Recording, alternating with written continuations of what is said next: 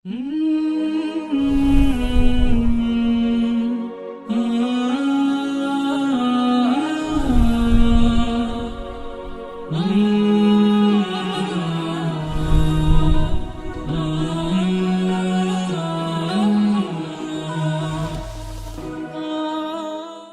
الله الرحمن الرحيم. الحمد لله والصلاة والسلام على رسول الله وعلى آله وصحبه ومن والاه. بەڕێزان و خۆشەویستان، پێخۆش حاڵین لە ئەڵقەیەکی تری بەرنامەی زاراوە قورئانیەکان دێنەوە خزمەتتان لەگەڵ مامۆستای زۆر بەڕێز مامۆستا سەفین. مامۆستا لۆ ئەڵقەیە و جارەمان دەچینە خزمەت یەکێکی تر لەو زاراوە مستەڵەحە قورئانیانەی کە بەڕاستی وشی دەرێ ئەو هەویرە ئاوەکی زۆری دەوێت. ئەویش بریتیە لە مستەڵەح و زاراوەی ئەلجاهیلیە. یارە ئەمە وەکو موسڵمان خاوەن ناسنامە و هەویەی تایبەت بە خۆمانین. لۆ زۆر گرینگە، ینی لۆ ئەوەی ئەمە ئەو شوناس و ئەو ناسنامەی خۆمان بپارێزین، پێویستە لە ناسنامەکانی تریش بزانین و ئاشنابین لۆ ئەوەی پارێزگاری لەو شوناس و ناسنامەی خۆمان بکەین. جاهیلیەت وەکو زانایان باز دەکەن، دەفەرمونون ئوسلوبی ژیانە، نەک مەرحەلەیەکی تاریخی بی و بڕابیتەوە تەواو کۆتایی پێهاتبی. مەرحەلەیەکی تاریخی نییە و ڕاستە لە تاریخ هەبووە، بەڵام دەکرێت ئەو ڕۆکە بە شێوازی تر بە مۆدێرنن وەکو دەرێ خۆی ئەبدێت کاتەوە، خۆی نوێ بکاتەوە، بێتەوە ناو کۆمەلگا، لە عەقیدە، لە ئەخلاق، لە سیستەمی پەروەردە، لە سیستەمی کۆمەڵایەتی، لە ئیقتیساد، لە سیاسەت، لە هەموو ئەوانە ئەو جاهیلیەتە دووبارە ڕەنگ بداتەوە. لۆیش کە خوای گەورە لە چەندین شوێن یعنی باسی جاهیلیەتی کردیە، بە تایبەتی ئەو چار شوێنەی کە خوای گەورە باسی کردی. وڵا پێم خۆشە جەنابەت ئەگەر ئاماژە پێ بکەیت. بارك الله فيكم. مامۆستاوشی جەنابەت ئاماژەت پێکرد جاهیلیەت هەندێک وەزع ئوسلوبە شێوازە لە هەر کاتەچی تحقیق ببی ئەوە جاهیلیەتە. پەیوەست نییە بە کاتەچی کە ڕۆیشت بیتن و پەیوەست نییە بە شێوازەکی ژیان. یعنی لۆ نمونە لۆی هەیە کەسێک کو دەڵێ لە ناو خێمەچی بژیتن، بەڵام کەسێکی چاک بی، ئەهلی عەدل بی، ئەهلی ڕاستی بی، مەجموعە کۆمەڵک بن، عەشیرەتێک بن، لە ناو خێمان بژن، لە وچی دەرێ کوێستانەکانی کوردستان بژن، بەس لە ڕووی میێوان دۆستی، لە ڕووی دینداری، لە ڕووی هەڵس و کەوتیان لەگەر خەڵکی کەسانێکی زۆر تێگەیشت و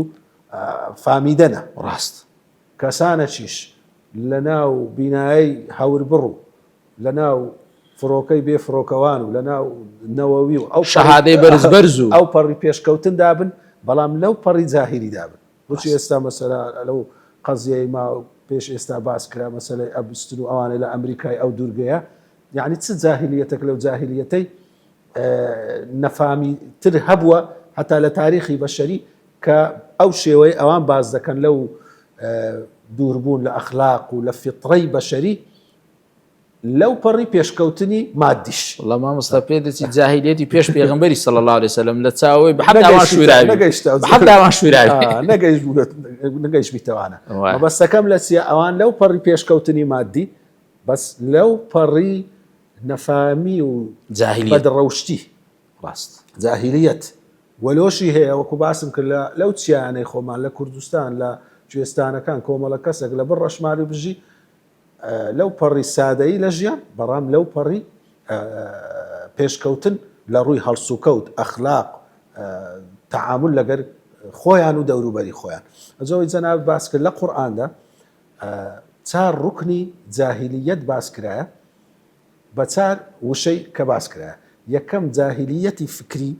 کە هەڵوەشانەوە و نەفامی فکریە کە خوای گەورە بە ظەنی جاهیلی تعبیری لێ دەکات. يظنون بالله ظن الجاهلية غير الحق ظن الجاهلية. يظنون بالله غير الحق ظن الجاهلية. قمان لبرانبر خداي سبحانه وتعالى قماني جاهلية كان كتسبوا منافقان ديانقو يقولون هل لنا من الأمر من شيء قل إن الأمر كله لله. أو بك ديانقو أجر أمانة سباين الجهاد أجر بقصي مكرابة أو هامان بسر ندهات عندك سمان لنا كجرا لسر قدري خواي جورا رخني عندك یان وەکو باسی مشریکان دەکاتن لە بەرامبەر قەدەری خوای گەورە ڕەخنەیان دەگرن. ئەنوطعم من لو يشاء الله أطعمه ئەمەکو نانی بدەینە کەسانە چی خوا ئەگە ویزبای نانی دەدانێ فەقیری نەدەکردن ئەمەلۆ ئەویان بکەین کەواتە جاهلیەت ئێستا لەو سەردەمەشکە دەبینینەوە دائما لە مەسەلەی ڕەخنە لە ئەفعالی خوای گەورە سبحانه وتعالى دەگری حتا فکرەی ئیلحادی ئێستا کە دەبینین هەموو ئەساسەکەی لەسەرەوەی دامەزرایە لە ڕەخنەگرتن والعیاذ بالله لە هەندێک لەو کار و کردوانێک کە ڕوو دەدەون ئەوە ڕوکنی یەکەمی جاهلیەتە کە جاهلیەتی ظن الجاهلیة ڕوکنی دووەمی جاهلیەتی ئەخلاقی لە ڕووی خوڕەوشتەوە کە تووشی نەفامیەت دەبی کە تەبەڕوجی جاهلی تعبيري لذلك ولا تبرجنا تبرج الجاهلية الأولى ركني أو انحراف أخلاقي انحراف أخلاقي أو جار انحراف اجتماعي مجتمع لسر طبقات ظلم ليكديب كان دابش بلبو طبقات حمية الجاهلية أو جاو طبقات باهوي رنگ بي زمانك أو الرشا أو سبيا أو آغاية أو كرمان بدر بقاتي بي يان بهوي نتوبي أو أمن تركم أتو عربي أتو كردي يك ظلم ليكشف كان مجتمعي دمارجيري وتعصب هبي دمارجي مهم مجتمع دابش بكريتن وكو خواي قول سبحانه وتعالى بازدكا كإذ جعل الذين كفروا في قلوبهم الحمية حمية الجاهلية الركن تارمي جاهليتي سياسي انحرافي سياسي كبحكم جاهليته كهلو كاتك وحكم جاهلية هبو حكم هوا وآرزوي كومالا كساتشيا يان كساتشيا أو مجتمعي بي حكم داداف سياسة دكاتن كخواي قولة فرمي أفا حكم الجاهلية يبغون ومن أحسن من الله حكما لقوم يوقنون حكم خواي قولة لو هموان وتشيكا بلام حكم غير خواي قولة حكمة جاهلية لبروي مراعاة مصلحة برجواندي كومالك بنمالك كسك دستشي تايبت دكاتن زمان هل يعني أوتسار جاهلية كباست كرت كظن جاهلي تبرج الجاهلي حكم جاهلي حمية جاهلي أوتسارة يعني استأقبل لواقعي استاي خومان يعني داي بزين يعني استا تمشابكة لا وضع شي وكو غزي ئەوەی کە بەسە غەزەی داهات هەموو دنیا تەئیدی ئیسرائیلی دەکرد بە تایبەتی جلهێزەکان ئەگەر بە زمانی قاڵی ژوەنەرێن بە زمانی حاڵ لە بنەوە هەمویان هاوکاری سەڵاتداران بەڵێ ئەو دەسەڵاتدار و جلهێزانە هەمووی لەگە ئیسرائیل یعنی بزانە لەو لایەش ئۆکرانیا بنمونە بینەوە لەو لای دەیانگوت ئۆکرانیا وەڵاهی زوڵمی لێکرایە و رووسیا زوڵمی لێ دەکاتن لەو لایەش ئەهم زانە ئەوە حکمی جاهلی ئەگەر هەردووشیان قەرارە مەزلوم بن لۆ تەئیدی ئۆکرانیای دەکەی لۆ تەئیدی غەزەی ناکەی ونیا تێکچوونە یاخود تەبەڕوجی جاهلی یعنی ئێستا کە مامۆستا تەماشا دەکەی یعنی ئەو جاهلیەتە بوویتە مۆدیل یعنی ئەو ئینحرافە ئەخلاقیە ئەو خۆ بەدەرهێ خستن و بەتایبەتی ئیشکردن لەسەر ناحیەی ئەخلاقی و جنسی و ئافرەت و ئەو بابەتانە بوویتە جۆرێک لە یعنی مۆدێل و بوویتە تەقەدوم و پێشکەوتن و کرانەوە یعنی مامۆستا ئەگەر لە بۆ نمونە پێشتر کابرا ئەگەر خوشتی خێزانی کچی یعنی جلکەچی ناشەرعی لەبەر بایە خەڵک سەرزەنشتی دەکرد يعني هەندێک مصطلحی ناشرین بەکاردات لەبەر حرمەتی بینەران پێم خۆش نییە باسی بکەم بەڵام ئێستا کە دەرێ کابرا ئەگەڵ هەڵێ بدەرێ وەڵا ئۆپن مایندە کراوەیە ئەو زاراوەی جاهلی ئەوەش زاراوەی جاهلی یعنی کەواتە ئەو مصطلحە شەفاعەتی لە بۆ ناکاتن جاهلی هەر جاهلیە حەزماوە عەفوەن هەر لەسەر ئەوەی دەبێ ئەوەن دەیبرێم فعلا خوای گەورە دەفەرمێ ولا تبرجنا تبرج الجاهلية الأولى نفامي بيشان بيشي إسلامي بيشي أصلا دينا سرشيا كان كإستاهنا أو جاهلية خورت كردنوا درخستني آفرت وكو كالايك أو هبوة يعني لا رومانيا قديمة كان حتى خواوند كان أبوه بتيان لو دروس كرديا حرب الروتي بيانغوتي فينوس العراقي قديم عشتار الروتي إي بيش زۆر قديمة جاهلیەتی زۆر قديمة يعني جاهلیەتی ئولایە ئاوەدانی هەبووە هەر ژن و پیا و بەڕووتی هاتینە دەرێ و کوبرێ ساڵانە ئاهەنگە کشتەی وایان ڕێ و ڕسمەچیان هەبووە بەڕووتی خواردیتیانەوە و تێکەڵ بووینە سبەینێ کەس نەیزانیە چێە يعني ئەو جاهلیەتە دوایە خوای گەورە پێغەمبەران دەنێری عليهم الصلاة والسلام وەکو ئیبراهیم عليه السلام موسى عيسى عليه السلام ومحمد عليه الصلاة والسلام لپاش ئەوە ئینسان پێش دەکەوی تێدەگاتن لەناو بەشەریەت مەسەلەی ئافرەت جلوبەرجی ڕێکوپێک دەبیت هەمووی 100 ساڵێک دەبیتن حتى ئەو مەسیحیانش لە مەسیحیەتی خۆیان لایەندا ئەو جوولەکانش لە جوولەکایەتی خۆیان لایەندا خەڵکیان لە بۆ جاهلیەتی ئولا بان کردەوە ئەگەرنا مەسیحیەت هەتا ئەو مەسیحیەتە ئێستاشەیە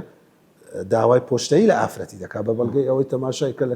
لە کەنیسەکان هێشتا ئافرەتە ڕاهیباتەکان پۆشتەنە جوولەکە بەدینەکان هێشتا پۆشتەنە لە گەڕەکەکانی لەندەن و نیویۆرک هەنە پۆشتەی خۆی ئەسلی فیترەتە و ئەو پێشکەوتنەیە کە ئینسان بەگەیشتنە حەق لە پەیامی هەموو پێغەمبەران پێگەیشتە ئەوەی ئێستا هەیە پەیامی بتپەرستی و وەثەنیەتە هیچ پەیوەندی بە پەیامی پێغەمبەران وەنیە ئەگەر برێن وڵا ئەوە جیهانی مەسیحیە یان جیهانی جوولەکەیە بەڵام هیچ پەیوەندی بەو دینە ئەو شتانە بە سیستەمیش کرایە سەر لە بۆ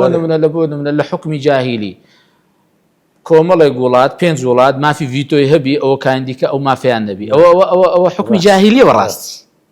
يعني ئەو غەبرەکە لە خەڵک دەکری يعني ئەو 5 دەوڵەتە بابێن قەباریان چەند بی يعني ئەو کاندیکە بە هەمیان قەباریان ئەو 5 نابیتن يعني ئەوە زوڵمەکە لە خەڵک دەکرێت بە گشتی ئەو بە تایبەتیش لە مسلمانان دەکرێت جەمامسا هەندێک تایبەتمەندی جاهیلی هەیە پێم خۆشە وڵا ئەگەر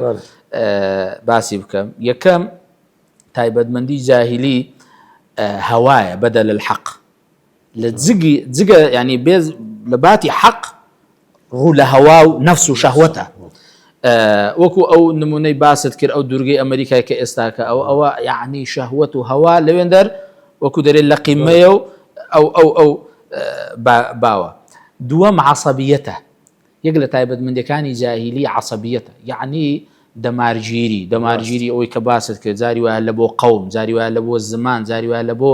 نەتەوە لە بۆ عەشیرەت لە بۆ بنەماڵە ئەوە زۆر خەتەرە زۆر مشکلێ ئەگەر ئەو دەمارگیری لە بۆ بنەماڵە هەبوو لە بۆ قەوم هەبوو لە بۆ زمان هەبوو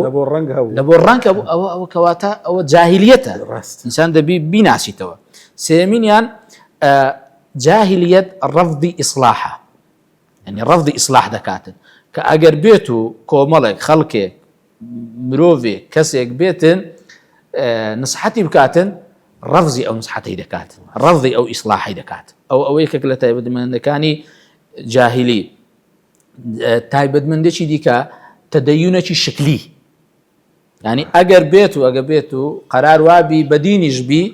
تەدەیونەکەی هەر لە چوارچێوەی شکلیاتە نەک عمل پێکردنەکی تەواو و یاخود حقیقەتی دینداری بیت خاڵێکی دیکە تەفاخر يعني زۆر بەسە خۆ هەرکێشان و بەسەر شان و باری خۆدا هەرگۆتن بەڕاستی ئەوەش یەکەکە لە سیمات و تایبەتمەندیەکانی تەفاخر ئەمە وەکو مسلمان نابی ینی ئەمە شانازی بە ئیسلام و مقدساتی خۆمان دەکەین بەڵام بین بە شان و باری خزم و عەشیرەت و یعنی هەندێک ئەو شتانە دابرێن بەڕاستی ئەوە تایبەتمەندی جاهیلیە دەبی ئینسان خۆی لێ بپارێزی تایبەتمەندێکی دیکە مامۆستا غەضەبە ئەمە لە ئەڵقەی ڕابردوو باسی سەبرمان کرد یعنی یەکێک لە تایبەتمەندیەکانی دیکەی جاهیلی غەضەبە یعنی زۆر تووڕەبوون و یعنی زۆر قبول نەکردنی کەمترین ڕەخنە ونیە ئەو تایبەتمەندیانە لۆ ناسینەوەی جاهیلیەت بەڕاستی وەکو من ویستم هەر لەسەر ئەو تایبەتمەندیانەک باست کرد مەسەلەی تەفاخر مەسەلەی عەسەبیەت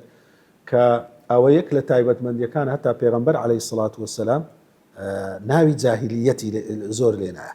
هەلا یەک لە غەزوەکان کە دەگەڕێنەوە بە منافقەکان ئەوەی دەکەنەوە مەسەلەی خۆ هەڵکێشان بە عەشیرەت یەک دەرێ ئەمە ئەوسین ئەمە خەزرەجین کە پێشتر لە سەردەمی جاهیلیەت زۆر شەڕ و شۆڕ لە نێوان ئەو دوو بەرەیە هەبووە لە مەدینەی وەلێ دێ دەنگ لە یەکتر بەرز بکەنەوە پیغمبر عليه الصلاة والسلام دەستەناویان دەفەرمی ئەفەبدعوە الجاهلیة وأنا بين أظهركم ها داوای جاهلی دەکەن خۆ هەڵکێشان بە قەبیلە و بەنەسەب و خۆ هەڵکێشان هەتا بەوەی کاتوو برەی قومی من لە قومی تو باشترە زمانی من لە زمانی تو باشترە ئەوە لە ئیسلام جێی نابیتەوە ئەوە ئی جاهلیەتی پێشانە دعوها فإنها منتنة فەرمی وازی لێبینن ئەوە بۆگەنە لۆی بەڕاستی دەی بزانین ئەو داوای جاهلیە لەلایەن بێباوەڕانەوە پەرەی پێدەدرێت لێرە داوای مسلمانان ئەوەیە ئەمە هەموو مسلمانی ئەمە هەموو ئیمانداری براینە ئەمە براینە عیباد اللهینە حەدیثێکی پێغەمبەری هەیە عەلەیهی الصلاة والسلام کە ئێستا کێشە هەیە لە مابەینی ئەوەی کە نەک ئێستاوە 100 ساڵە کورد و عەرەب و تورک بەواسطەی ئەوەی کەوە مەسەلەی قەومیەت قومی تورک گوتی ئەمە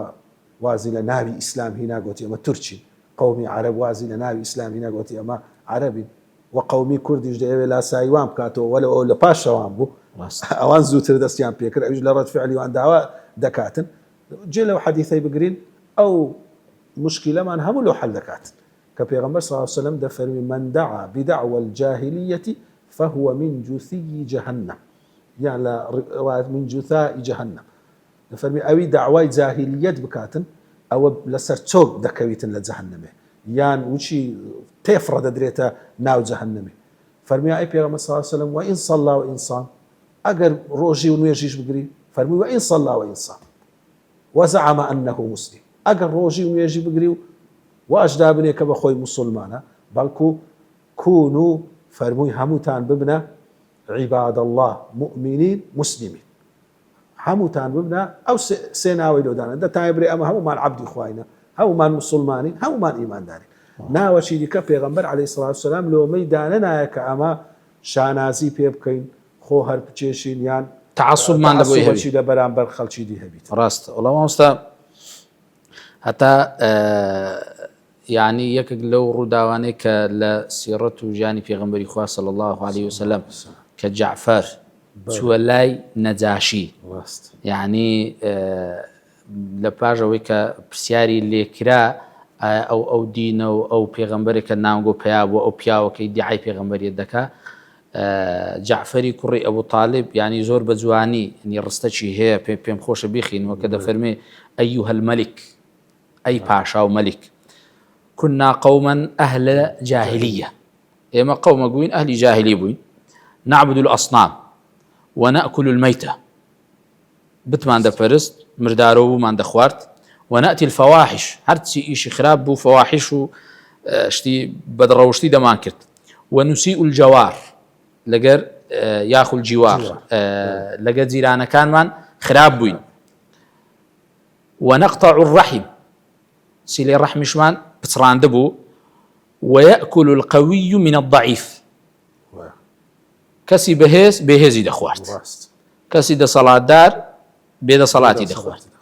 ذاكواتا أوش يعني أوكو سماتي جاهلي ونيا زور مهمة حتى لو حديثي كإمام بخاري الروايات كرديا كالنيوان أبو ذر غفاري لقى كابراش الرش عرب وديارة عندك دفرمون بلال حبشي بوا بلام والله أعلم أو كذا قتري بلال سندكي صحيح نيا بلام لقى كشي الرجبوا يارتو كجوتيتي يا ابن السوداء پیغمبری خوا صلی الله علیه وسلم لپاشوی که کابرای رشتاره شکایتی کردیا پیغمبری خوا صلی الله علیه وسلم فرموی انك مرؤ فيك الجاهلیه هشتان دمارو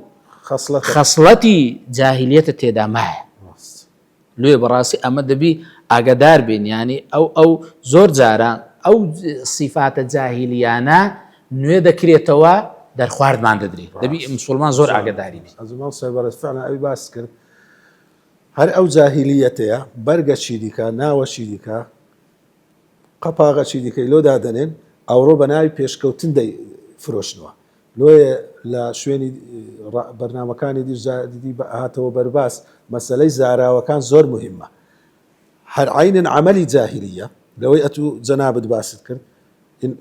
حیلالی ئەخلاقی مەسەلەی بەدڕەوشتی مەسەلەی خراپەکاری زوڵمی سیاسی مەسەلەی ئەو هەموو جۆرەستەمانە بە ناوی پێشکەوتن بە ناوی سیستەمی جیهانی بە ناوی نیزامی عالەمی